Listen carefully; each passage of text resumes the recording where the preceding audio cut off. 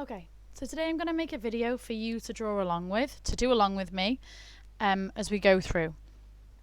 What I suggest you do is at every point that you need to, you just pause the video and start it up again when you're ready to.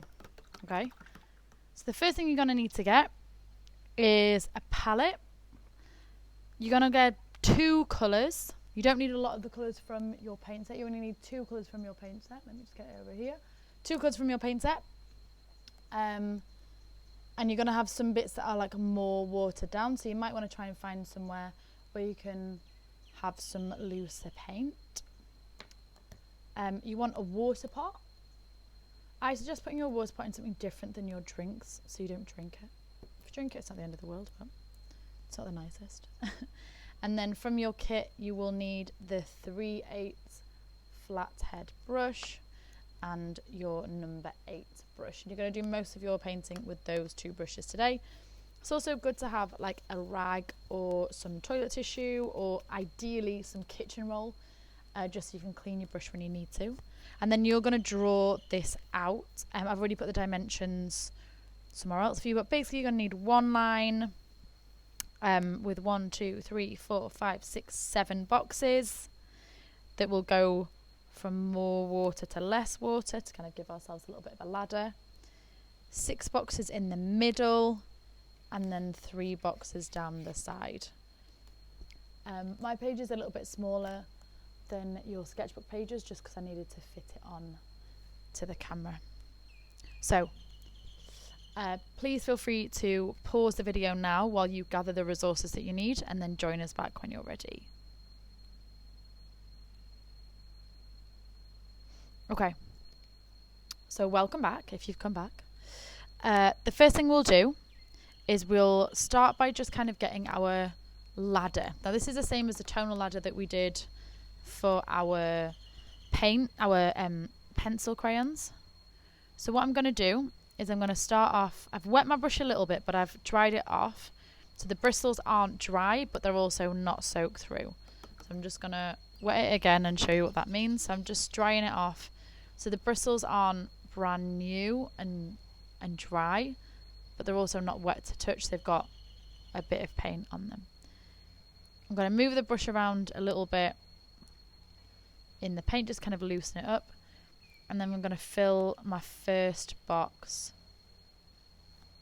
with the paint with no water on. And then I'm going to add a bit of water to my paint and do the next one. I'm seeing immediately that my brush strokes are harder to see. And the paint's becoming a little bit more transparent. It's absorbing into the paper differently. It feels different on the paper. So adding a little bit more water, it's getting a little bit more transparent. I'm adding a little bit more water again. And just seeing how it behaves differently every time.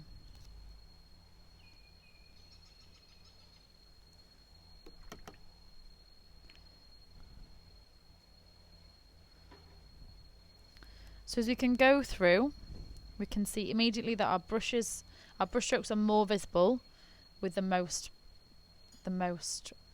paint and the least water, and our brush strokes are least visible with the most water and the least paint. It's more transparent here than it is here. It's more opaque here. So this one is more like tea, and I'd say one of these 2 where we've got a little bit of water but not too much water is what we might describe as our honey texture. Somewhere here might be what we describe as honey, and that's with a bit of water in, and probably our ideal for a lot of the painting that we're going to do. So the first thing we're going to do is paint wet on wet, and what that means is basically, rather than having 2 things next to each other, which is probably what you've done before, you're going to have a bit of water on your brush and a bit of the paint, and you're going to mix those paints and work them in together directly on the paper. So rather than creating like a posterized image where colours are just next to each other, working wet on wet means that they are more likely to be a smooth blend, and you're layering a wet paint over a wet paint. And you can see how that's all blending together. So when you're doing this, feel free to do, you could do your spheres again. You could practice doing those spheres, think about where those light sources are, or you can just work on shapes. So same again, I'm wetting my brush, I'm cleaning it off, and I'm drying it off. So the next thing we're going to do, so same as before, once you've done one of the techniques, once I've demonstrated it, please feel free to pause the video, do the technique, and then join us again. So please feel free to pause now and do the technique. Okay, the next one we're going to do is impasto. So impasto is working with this thick layer here of paint, and it's almost like sculpting the paint. This is your thick layer of paint. This is where it's almost like visible. You can see these raised surfaces. And when we get back to campus, we'll be able to show you something using like an impasto medium. If you have an impasto medium or a medium that you can add with it, that'd be cool now.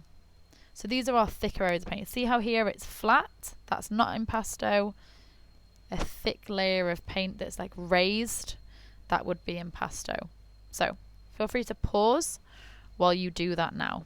Remember, that's using our thickest layer of paint, adding very little water to it. Our wet on wet would use that honey with a bit of water, not a lot, so we'd be aiming for this second one. Okay.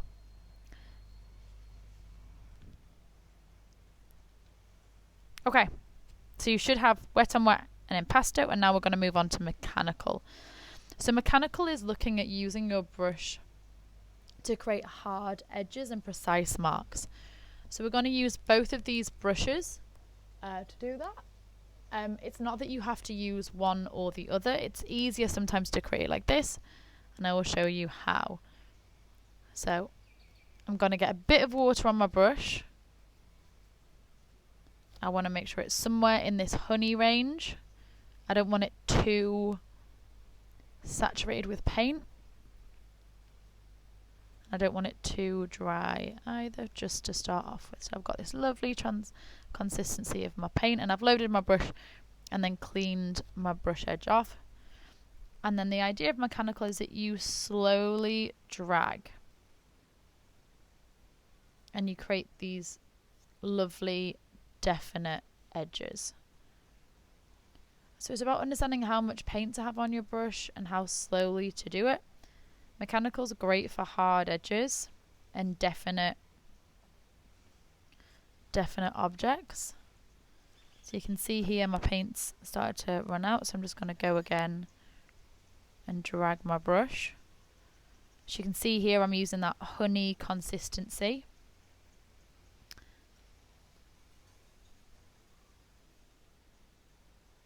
See, when I do it quicker, I don't have as defined an edge, so I'm just going to go slower and just drag that brush.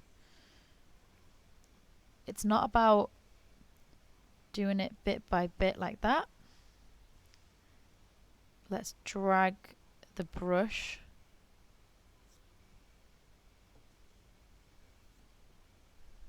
Just going to load that paint there. And I'm dragging my brush, so dragging that brush. Yeah. You could work with a brush like this as well. So this is my number 8. And I can also do mechanical edges with this one. This is yet again about working slowly and dragging that brush. And you can see here I've got these blobs of paint that are unequal. So I'm just going to use that paint, move it around to create these mechanical edges. I'm moving that paint around with short strokes, and then I'm defining it with one long drag.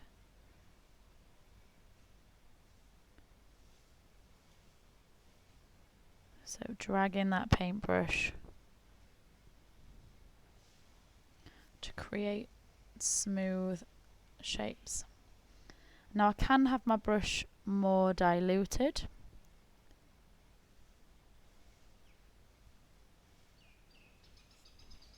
And it is possible to have more diluted paint and still have mechanical edges. But what will happen is the lines will tend to be a little bit less defined with a more diluted paint, but it is still possible to get. So these are mechanical brush strokes. I want to make sure that all of my edges on my mechanical are also defined, just so I can see. The next thing we're going to do is the opposite to mechanical, which is gestural. So join us back when you've done your mechanical lines. Remember, slow dragged lines. Okay, so for gestural marks, we're working more fast. We can have the same sort of change in the consistency of the paint. It can be lighter, it can be more transparent, more opaque, more diluted, less diluted. But gestural is about capturing the gesture of the brush, about seeing the direction of the brush stroke, and seeing the path of the brush. It's usually less defined. So here is your gestural and here is your mechanical. Now with the brush, I'm not going to clean the brush. So once you've done this one, please join us for the next one.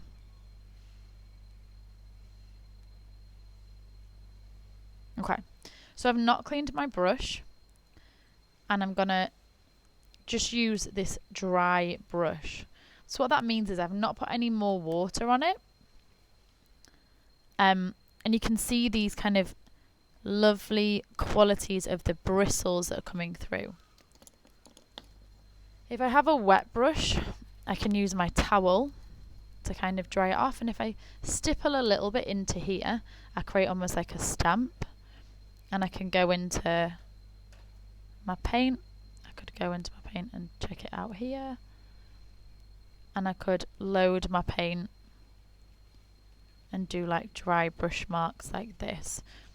Dry brushing works really nicely to capture like the texture of a brush as well as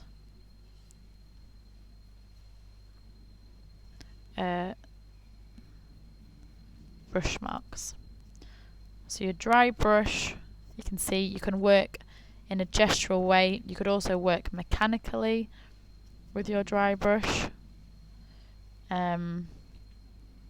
it's more likely to feel more defined when it's mechanical. So have a go at that one and then join us back.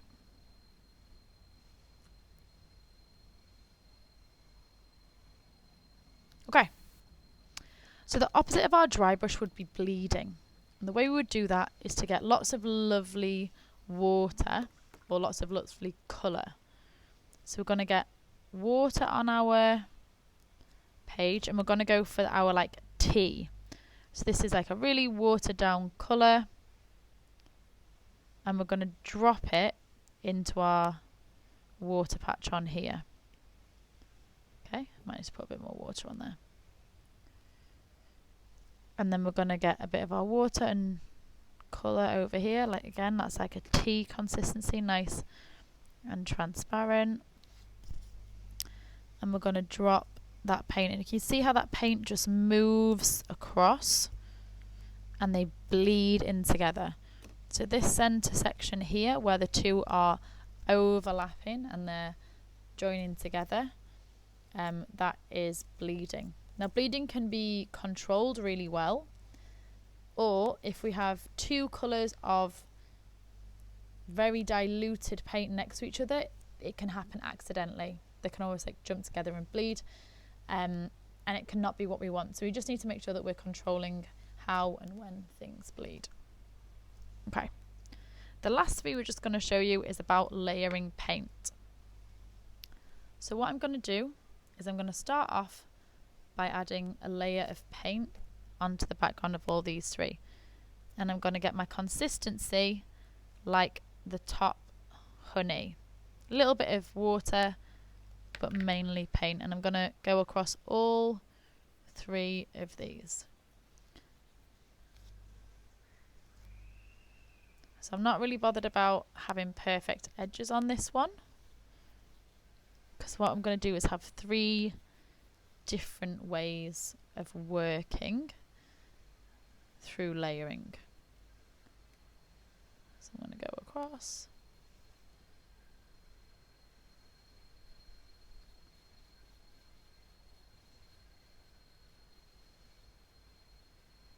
Now I have just realised that I put the dark colour down first, and I do think it would have worked better if I'd have put the light colour down first. So if you do it, do the light colour first, don't do the dark colour first. I am going to do just another little section of it here with the light colour, just to show you. You might want to do the same, you might want to do half and half, to capture, so you can see how they both work on top of each other.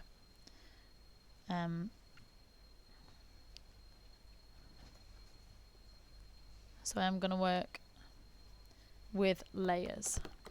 So just while that's drying, please feel free to pause the video, and I'm just going to go over the techniques we've gone through. So we've added more paint and then more water each time to get our consistency. The majority of the paint that we'll want to do has a bit of paint, more like the consistency of honey, so coloured kind of viscous liquid, whereas down here we've got more water and less pigment. This is more like a tea, so like a coloured water. This is my tea next to it. Here we've worked wet on wet, so with wet layers, working with wet layers on top of it. And we're going to try a wet on dry over here and see what happens, and a wet and dry over here and see what happens. There's two different ways we can use that. Here we've used impasto, which is a thick layer of paint that is a raised surface. Here we've used mechanical edges, which is nice, clean, slow, precise marks. Whereas here it's gestural, it's capturing the gesture of the brush, and it's faster, and we have more likely to be broken, incomplete, imperfect marks. We've moved on to dry brushing, which is taking that idea of not adding any water to our paint, and using the dry brush as is suggested by the name, and then contrasting it with the bleeding, which is where we've put water and dropped highly diluted tea-like paint into that water, and they bleed together. And now we're going to look at how we can overlap and make layers using different types of paint. So I'm just going to grab a little bit more of each of my paints. Bring my palette back over here. Where can I put it that it won't set off? There we go. Grab a little bit more of each of my paints, and then we'll get started. So I know that I'm going to have less to go over this little section, so I'm not going to get as much out there. I'm going to clean my brushes, dry them off,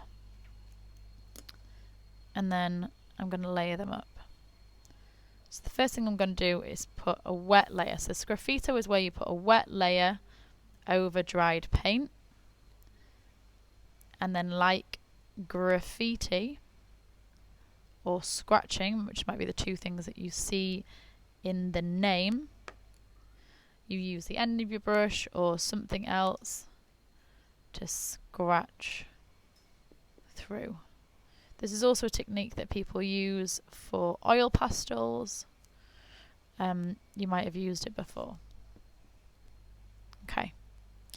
The next one I'm going to do is, just while I've got this paint on my brush, I'm going to scumble it. So scumble is to overlap with an opaque paint. It's almost like a gestural mark making. And you can see the layers coming through. It captures, it overlaps, and creates a loose hand over an existing layer. Does really well to pick up those layers before and kind of sit on top of a texture. The next one we're going to do is a glaze, and the way I'm going to do a glaze is I'm going to add lots of water. So I'm going to make something like my bleeding layers, my really thin tea, and I'm just going to overlap that on top of the existing layer. Might need a little bit more of my pigment in there, so I might be going a little bit higher up here. And this is just overlap. This is a way to kind of adjust the colour, and add these thin glazes where the colour beneath shines through. So that's your glaze. Okay, I'm just going to try it on the other one, dark to light. So I'll stop after each one so you can do it. So I'm going to start by putting my thick layer over the dried layer, and then while it's wet,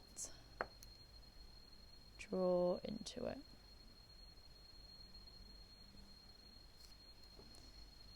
Here, with that same brush, almost like a dry brush, I'm going to scribble over the top and scumble so that that paint is like a dry brush and captures.